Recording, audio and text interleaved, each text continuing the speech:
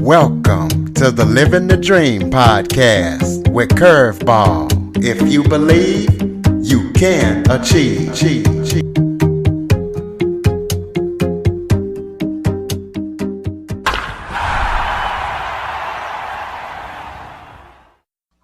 Welcome to the Living the Dream with Curveball podcast, a show where I interview guests that teach, motivate, and inspire. Today, I am joined by Elizabeth Mikotowicz. She has been to prison before, but came out and has changed her life around, started a clothing brand, and she wants to speak today about all that she experienced in prison and everything that she went through. Talk about how she turned her life around and all that she's doing to motivate and inspire others. So Elizabeth, thank you so much for joining me today. Thank you for having me. It's good to be here. Why don't you start off by telling everybody a little bit about yourself? Well, in my 20s, I was in a really violent relationship. Before that, I had never been exposed to trauma or anything like that. I got adopted to a really, loving family that, I wasn't around drugs, I wasn't around violence. They had a messy divorce, but, other than that, like I had all my needs met. We had a big house, big yard. I was very blessed. But in my early 20s, I was in a relationship and the man beat me to the point where my skull was showing. And when I went to the hospital, I found out I was pregnant and the doctors gave me opioids. And when I tried to refuse because I was pregnant, they threatened me with Child Protective Services. And so obviously I ended up taking it. And after I had my son, there was like really no reason to like stay in control and, hold back with the pills. So, it started progressing and getting worse. I was also told I was on too small of a dose to get addicted, which we all know is a lie. Big Pharma was just pushing their product to, profit off of the suffering of the American people. And then they wanted to blame the addict and, everyone went to prison and their prison industry exploded.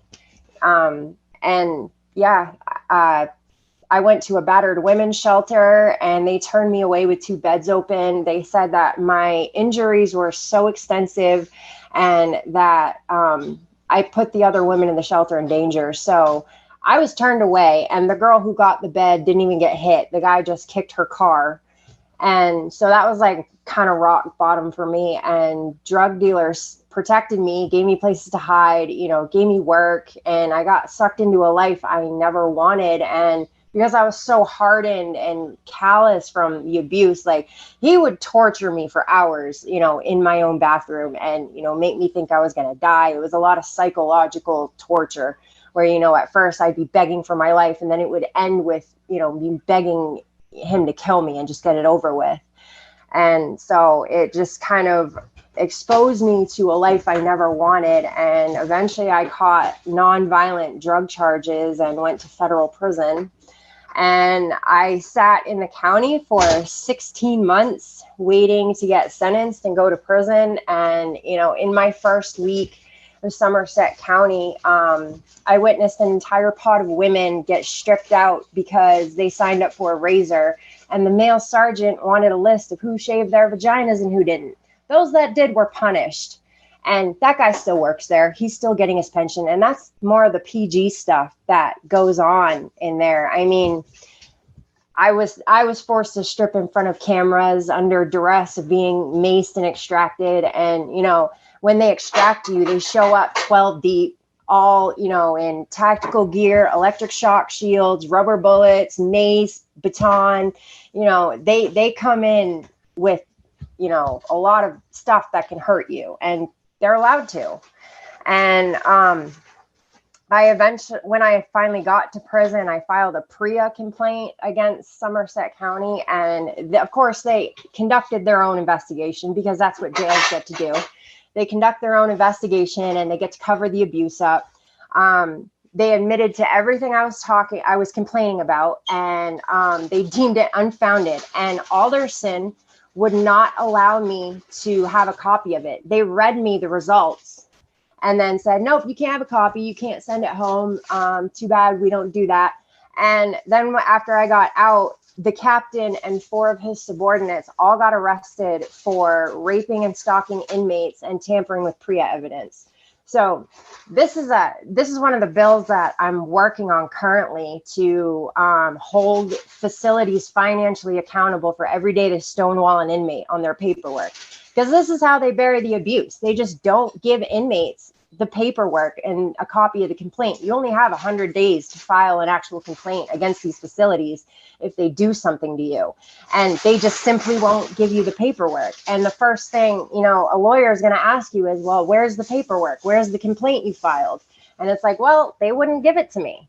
And this is the cycle that continues. And, prison really opened my eyes to the illusion of America. This is not the land of the free. We have the highest rate of incarceration. We have more people in prison than entire continents. And it's a free workforce. We were working 40 hours a week for $5.25 a month.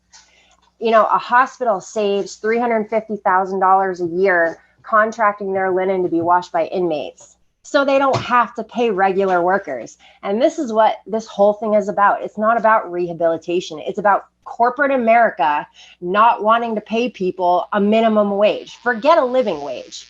They don't even want to pay us a minimum wage anymore. They would rather lock everybody up and have a free workforce. I think it was, I want to say Idaho or in Indiana, one of those. They stated in the paper that their economy would crash without cheap inmate labor. And, this is the problem with America. Like the suffering of the American people is $1 trillion industry. And, it's only going to get worse. Over the pandemic, all these jails were taking PPP loans, the money that was supposed to go to the people and help the people. They were taking PPP loans and expanding all their prisons. And now they're criminalizing homelessness. Like, it's not hard to see what they're doing when you're looking at it up close. And, just the people have this, attitude that inmates get free meals and free medical. No, they don't. I have watched so many women die of very treatable diseases and issues in prison. I mean, this one girl broke her foot shoveling, because that was her job, to shovel the snow removal. And she broke her foot. By the time they brought her to the hospital, they had to re-break her leg because the bone had fused back together. They don't want to pay for medical. I watched a girl go into labor, and the only reason they brought her to the emergency room is because we threatened to riot.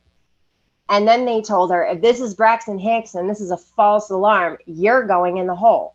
This is how they treat women in America. And 70% of women going into prison have some sort of domestic violence or sexual assault in their background.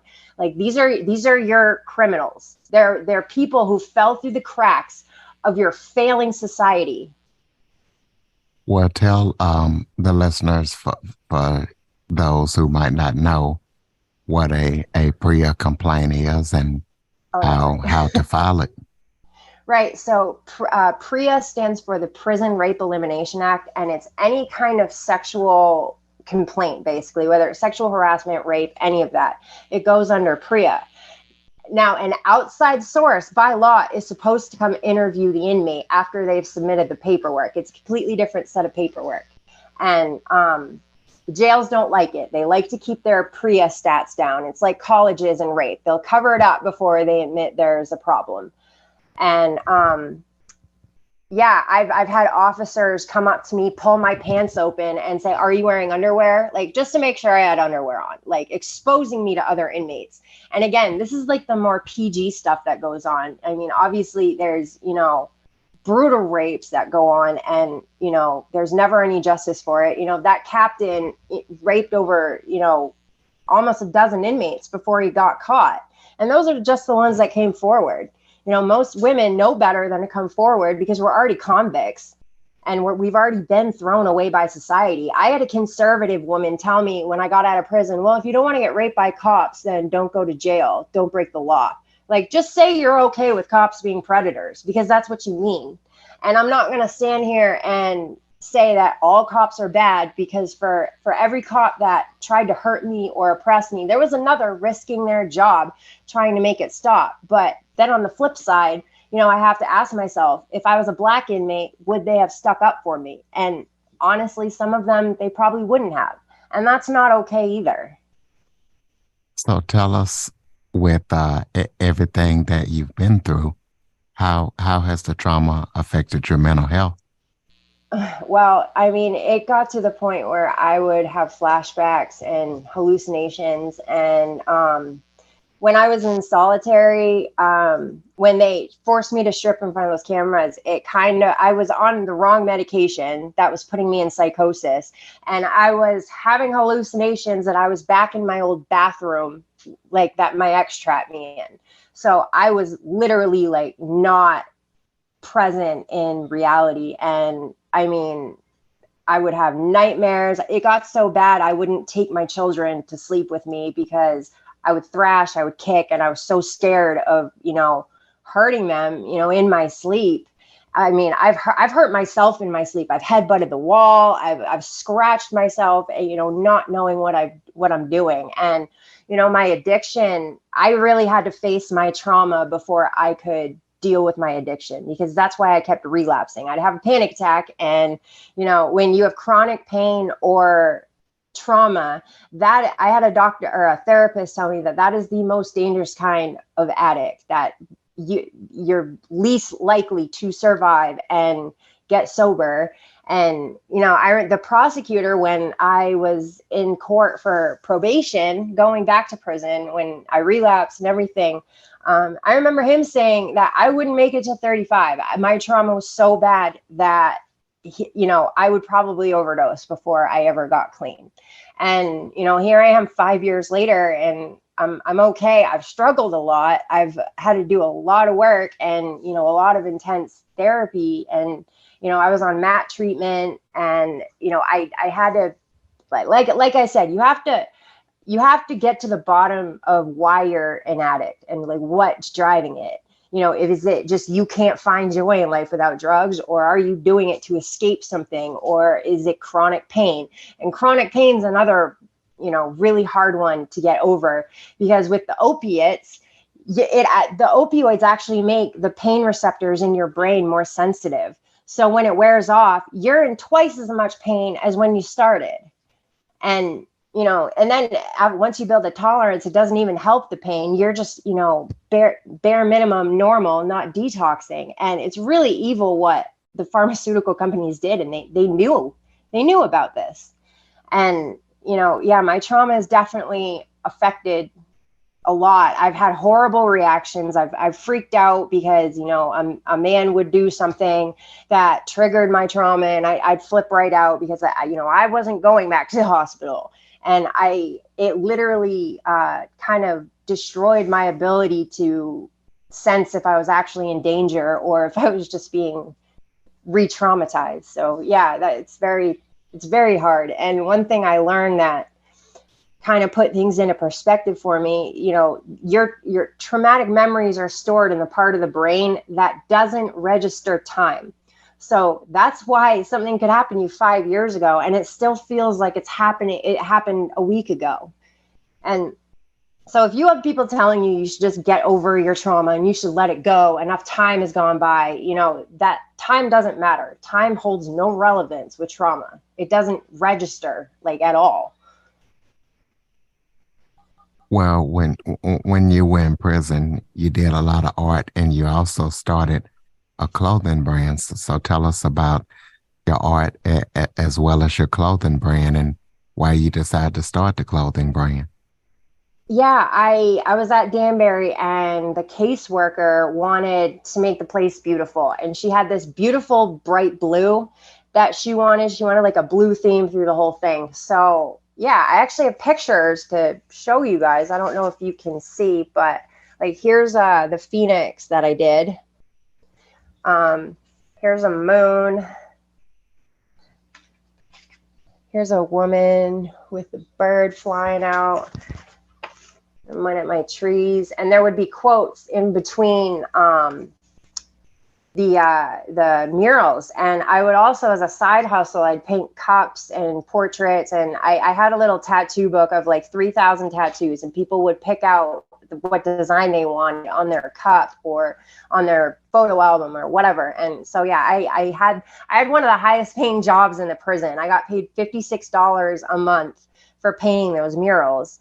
But I had the side hustle too, so that was good.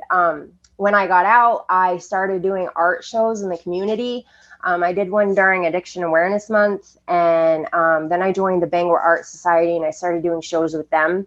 And then during the pandemic, I saw an ad for Le Galeries, which is an environmentally friendly clothing brand in Canada that allows artists to turn their art into an environmentally friendly clothing brand. And everything's very well sized, and it comes in plus sizes. So it's very inclusive, and it's not going to mess with anybody's body dysmorphia issues if they have them. Like when I got an extra small, it was too big for me, like, which made me really happy, because I remember being, a teenager and, getting my regular size. And if the brand sized it, super, super skinny, I'd end up feeling really bad about myself. And I don't want to do that to women. There's enough toxic, skinny culture in America, and I don't want to perpetuate it. So that made me really happy when, the sizing was, appropriate. I've also been working with state representatives to get better laws on the table, to protect people in vulnerable positions. And I've been calling out the systemic racism, how I witnessed it in prison. Like, for instance, when Paul LePage got on TV, he's our former governor in Maine. And when he got on TV, he was talking about how drug dealers would come up from the hood. These black thugs would come up from the hood and impregnate our white women and flood our streets with drugs.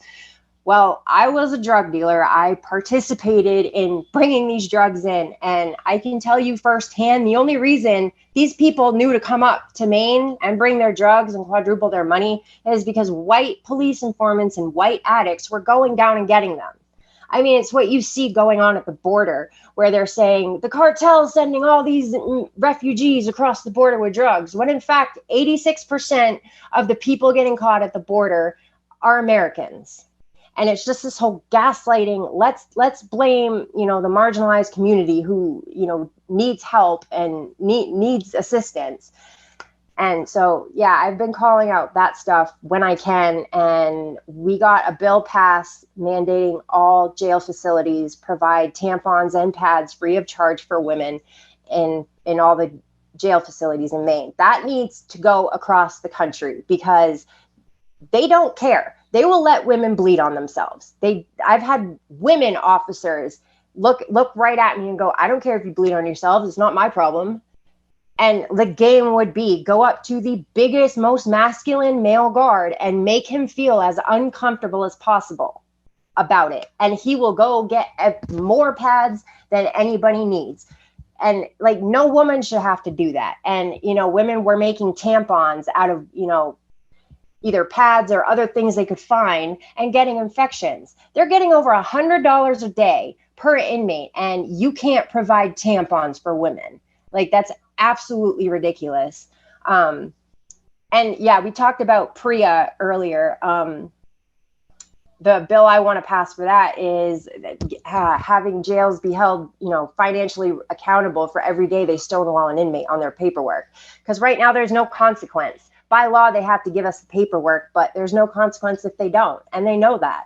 And it's, Somerset County, all those officers were real quick to say, oh, you only need a lawyer if you've done something wrong. Well, now they're requiring me to get a lawyer to paperwork they're not willing to give, that by law I'm allowed to have. And it's like, if you're not doing anything wrong, why can't I have the complaint that I filed? If I'm so crazy and, I'm just making whatever up, why can't I have the paperwork? So tell us about any upcoming projects that you're working on that the listeners need to know about. Well, I have a memoir that I'm in the editing process of called No Justice, Just Us. And it's about my journey through prison and, my life up to now. I also won some writing contests when I was out, and I got some poetry published. I can show you guys some of my clothes too. This is one of my little bags. Like I painted this design on there, and like all the designs you see on my clothes is something I painted. And the patterns are like on different prints, so like you could get a whole outfit with, that matches. Like you can get the bag, you can get the scarf, you can get the pants or a dress or whatever. Like you can really mix and match it up, and I'm really happy with it. Okay, so listeners can keep up with everything that you're up to and Yeah. purchase your clothing if they would like to. Throw out your contact information. I am on TikTok and Instagram. I'm actually doing a series on TikTok about the violence against women in prison that I witnessed and that I'm trying to speak out against. Yeah, and I don't know who's paying attention to Trump getting indicted, but I wasn't impressed at all. He didn't get handcuffed. He didn't get a mugshot. Like this whole thing just proves to me how corrupt this country is and how you get special privileges if you hold positions of power or have a lot of money. And it's not okay. Like it's supposed to be peace and justice for all and equality for everyone. But, we see all these corrupt politicians just getting away with the most horrible stuff. Do you have a website? Yes, I do. It is www.legalariste.com/en/Elizabeth.Mikotowicz. Right, we'll get that in the show notes for the listeners. And Talk about, my okay, Instagram and my TikTok name is the same. It's EPM_art_1111. okay. Close us out with any final thoughts that you might have. Maybe something that I forgot to touch on that you would like to talk about, or just any final thoughts you have for the listeners. Well, I actually have the poem that I won with, that I got published that I was going to share with you guys.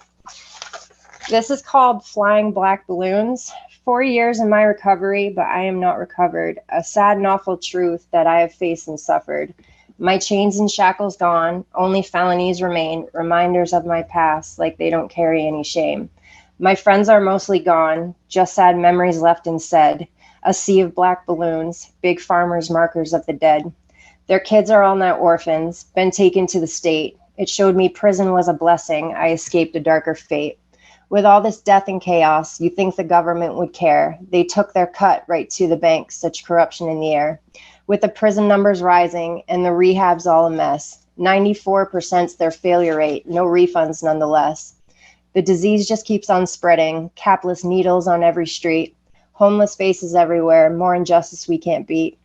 As the rich keep getting richer from all this insanity and pain, the politicians, they don't care, they have so much to gain.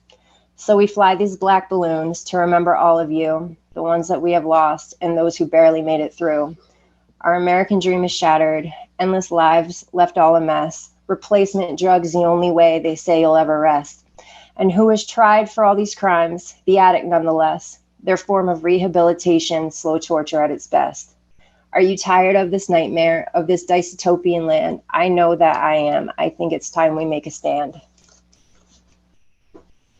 And that is a beautiful poem. And I would also like to add that when you get out of prison, if you are a felon, it does make it a lot harder to make it in society to get a job Absolutely. and do the things that you might want to do if you do want to make a change. Yeah, that was another bill we just got passed in Maine because landlords were they were charging application fees and processing fees. We paid over $1,000 just for landlords to tell us no, and we still didn't have a place to live. And felons and people with disabilities are the ones that suffer the most because of, scams like this. And you're already, excluded from where you can live. They'll house sex offenders before they house, you know, a nonviolent drug dealer who's in recovery trying to do the right thing. And it's just disgusting. And, you know, they keep sending, I must have had so many CIs try to pull me back into the drug life when I got out. You know, it's like, I'm in recovery. Like, don't come to me with this. And yeah, so the bill states that unless if a lease is signed, a landlord can't charge any application fees or processing fees. So I'm hoping that helps the homeless problem in Maine, because that just exploded during the pandemic, just like it did everywhere else. And their landlords are doing this across the country. So it's really something that needs to be addressed, you know, nationwide. Absolutely. And ladies and gentlemen, please be sure to follow Elizabeth, check her out, support her work, purchase that clothing. If you have anybody that you know needs to hear this, share the show, follow, rate, review. Be sure to tell a friend. Also, if you have any topic or guest suggestions, cjackson102 at cox.net is the place to send them. And as always, thank you for listening. Elizabeth, thank you so much for joining me. Thank you. For more information on the Living the Dream podcast, visit www.djcurveball.com. Until next time, stay focused on living the dream.